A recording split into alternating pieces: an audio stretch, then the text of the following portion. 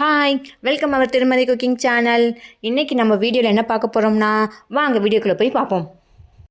காலையில் செம்ம மழைங்க. இப்போ கொஞ்சம் குறைஞ்சி இப்போ லைட்டாக மழை தூரிக்கிட்டு இருக்குது.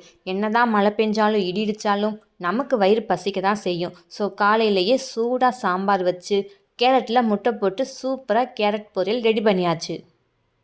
கஷ்டப்பட்டு சமைச்சதுக்கப்புறம் மத்தி மீன் 1.5 கிலோ 100 கிலோ 100 விற்றுக்கிட்டு வந்தாங்க. ஸோ நமக்கு மத்தி மீன்னா ரொம்ப பிடிக்கும். ஸோ சாம்பாருக்கு மத்தி மீன் பொரியலுக்கும் செம்மையாக இருக்குன்னு சொல்லி நம்ம அதையும் வாங்கியாச்சு.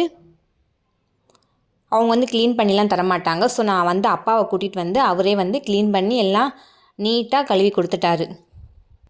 திரும்பவும் மழை ஸ்டார்ட் ஆயிடுச்சு. இப்போ நம்ம வந்து மீன் பொரியலுக்கு மசாலா ரெடி பண்ண போகிறோம். என்னென்ன மசாலானா மிளகாய்த்தூள், மஞ்சத்தூள், உப்பு, அவ்வளோதாங்க. எல்லாத்தையும் நல்லா நீட்டாக மசாலா தடவி ஊற வச்சிடலாம். இப்போ நம்ம கொஞ்சமாக மீன் குழம்பு வைக்கலான்னு நம்ம வந்து ரெடி பண்ண போகிறோம். அதுக்கு மசாலா, அதுக்கு வரமல்லி, மிளகு, சீரகம், 2 வரமிளகா நல்லா வறுத்து பொடி பண்ணி எடுத்து வச்சுக்கோங்க.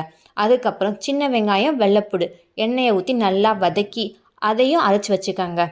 இப்போ பாத்திரத்தை வச்சு எண்ணெய் ஊற்றி லைட்டாக வெந்தயம், கருவேப்பிலை போட்டு தாளித்து வறுத்து பொடி பண்ண மசாலாவை அதோடு சேர்த்துக்கங்க. ஒரு நெல்லிக்காய் அளவு புளி எடுத்து நல்லா ஊற வச்சு கரைசி வச்சுக்கோங்க. அந்த புளி தண்ணியை இப்போ இதில் வந்து சேர்த்துக்கங்க. நல்லா மீன் குழம்பு புளிப்பாக வச்சு சூப்பராக சாப்பிடணும். 3 தக்காளி நறுக்கி சேர்த்துக்கங்க. வெங்காயம், வெள்ளைப்பூடு அரைச்ச மசாலாவை இப்போ சேர்த்துருக்கேன்.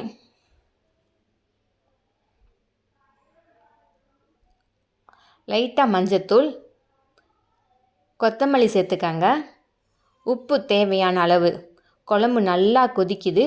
கொதிக்கும்போது நம்ம தேங்காய் அரைச்சி வச்சு அதையும் நம்ம சேர்த்துக்கங்க. இப்போ குழம்பு கொதிக்கும்போது நம்ம க்ளீன் பண்ண வச்ச மீன் எடுத்து குழம்பு கொதிக்கும்போது சேர்த்துக்கங்க.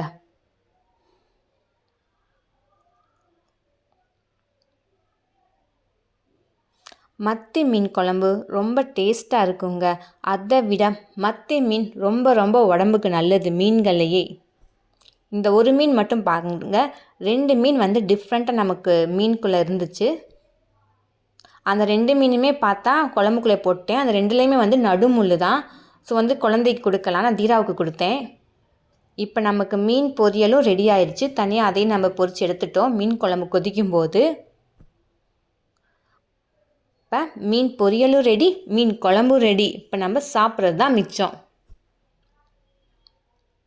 நல்லா குழம்பு சூப்பராக டேஸ்ட்டாக வச்சுருந்தேன் இன்றைக்கின்னு பார்த்து.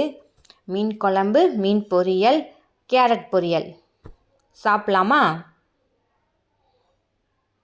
நல்லா கிராமத்தில் செய்கிற மீன் குழம்பு மாதிரி அவ்வளோ டேஸ்ட்டாக இருந்துச்சுங்க. நீங்களும் கண்டிப்பாக ட்ரை பண்ணி பாருங்கள். அதுவும் இந்த மத்தி மீனை அப்படியே சாப்பிட்லாம். இதோட முள்ளெல்லாம் நம்மளுக்கு ஒன்றும் சிக்காது.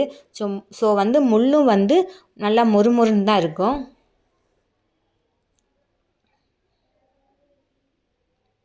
அதுவும் சாம்பாருக்கும் மத்தி மீன் பொரியலுக்கும் வேறு லெவலுங்க. சாப்பிட்றதே தெரியாது, செம்ம டேஸ்ட்டாக இருக்கும்.